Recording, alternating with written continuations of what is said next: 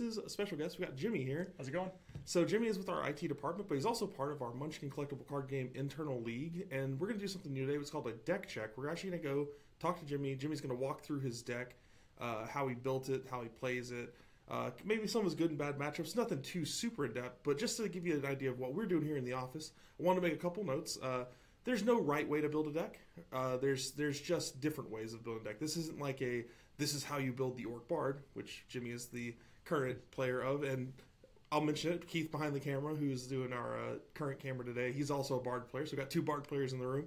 But it's not like, this isn't like the definitive how to play the Orc Bard guide. This is just what we're playing in the office. Jimmie's got a nice little deck that he's been show off to us. He's been beating us with it. So give you an idea of where to start from if you're a new Orc Bard. If you have the starter and you want somewhere to like go to next, this might be a good list to build from.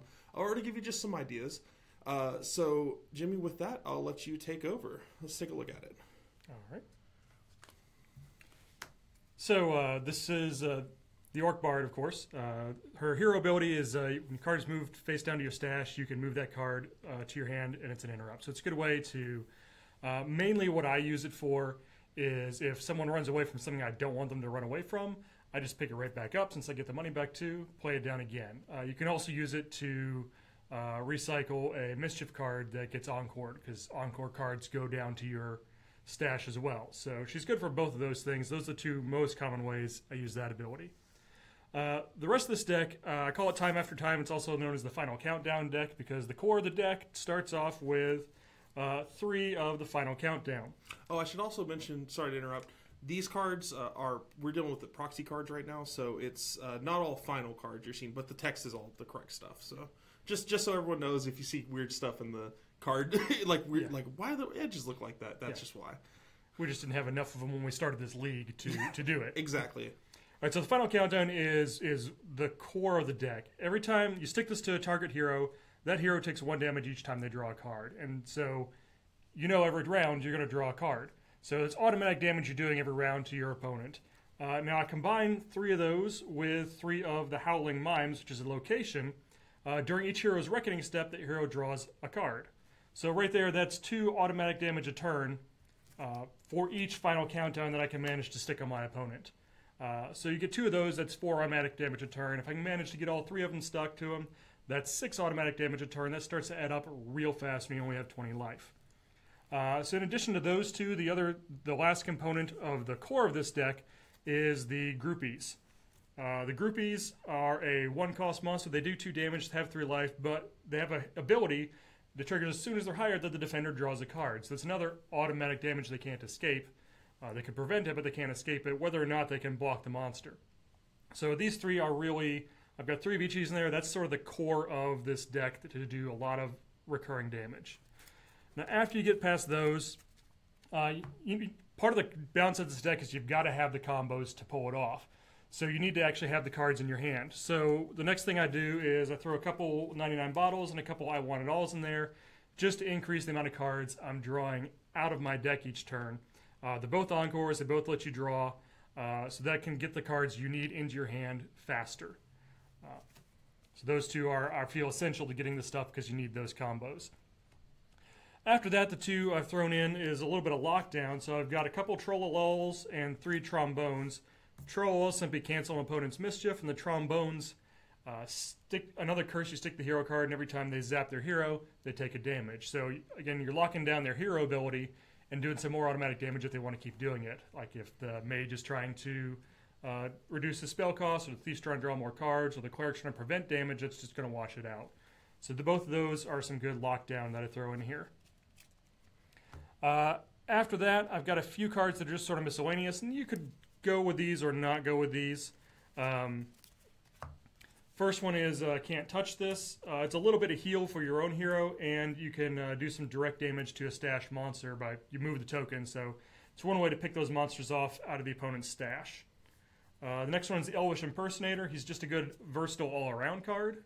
You can either do 3 direct damage, or you can hire him as a monster. A lot of this deck is direct damage because it can't be blocked with the allies and with the weapons that a lot of the decks will have in there. The last one that is a miscellaneous is Freebird. He's really good for bluffing, And since you get your money back either way, you can never cheat with him, essentially. And he's also good fodder when you have to discard things for 99 bottles of stuff that he's not one you're going to be too sad about losing. One of Kevin Wilson's favorite cards, actually. It is. He loves that card. It is a great card. So those are just sort of my miscellaneous ones I threw in there. Next, we've got the allies and weapons that I'm using. I don't have a whole lot of these.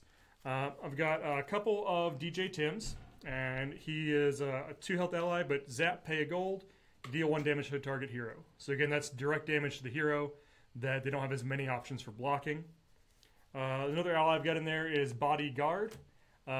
He's in there just to keep stuff like my deck is doing from happening to me. So I have ways to clear off bleeds and curses and that sort of thing. And then the last 2 are my weapons. I've got an 11-foot pole. Because it's a 1-rank weapon, it's just a little bit of defense early in the game. You can get it out fast and have something to block some of the allies, the opponent's monsters. And then my favorite is the Clobber Knocker. It's a rank 3 weapon. It's a 2/2, so it's decent defense, but I mostly use it to use the smack ability, to do 1 direct damage to a target hero or stash monster. So again, direct damage to pick off those monsters from the stash or to the hero. Beyond that, there's one more component to the deck, and it's sort of a add-on in itself, which is, since I like to do that automatic damage, it's one of the main things about this deck, I like to stick some bleeding in there. So the combo rat, if he survives, he goes and attaches to the other hero and does bleeding 1, so that's another 1 damage to taken during the reckoning. Squadzilla is a big monster, hits big, but also causes bleeding 1. You're going to lose both those if they survive because they're going to stick to the other hero, but again, you can stack those up and get a lot of bleeding on them, which adds up over time. And then lastly, it's the Wombo Rat. I put 3 of him in. If the defender is bleeding, he becomes a 3 power monster instead of a 1 power monster. So again, just to add a little bit of insult to injury. So that's the whole deck. The main theme of this is, again, that consistent damage that they can't avoid that's happening during the reckoning, during their draw phase every turn. And a lot of direct damage that goes straight through to the heroes. Now, the downsides to this is since you're causing a lot of draw to happen to the opponent, they're going to get a lot more of their cards. It could be bad for you. You run the risk of them getting the combos they need to activate their deck, and they're going to get them faster than they normally would. So that's one downside to it. Another downside is you really can't get going too much on this until level 3 when you can afford your final countdown and get your Clobber Knocker out there and play a couple of these other cards that have the higher costs. So first couple of turns, if you've got someone who is a real fast start on their deck, you can take a bit of damage early on that you can't answer to too much. And then you do need the combos to show up in your hand. So that's why the draw cards are in there, but even if those don't get you what you need, you're going to kind of stall until you can get some of these cards into your hand to get them on the opponent. But I like the ability lockdown. I like the automatic damage. I like the direct damage. I've gotten it up to a point where I think I had an opponent taking a regular 4 damage at the start of their turn from draws and bleeds. And then I was doing a regular 2 with Tim and the Clobber Knocker. So I was pumping out 6 a turn before I even dealt with monsters or any other abilities. Which, after 4 turns, they're going to be dead at that rate. So that's the deck. That's what I like about it. And that's where I've gone with it. So, guys, that is Jimmie's Bard deck. We've been doing this league now for a few weeks, I'd say.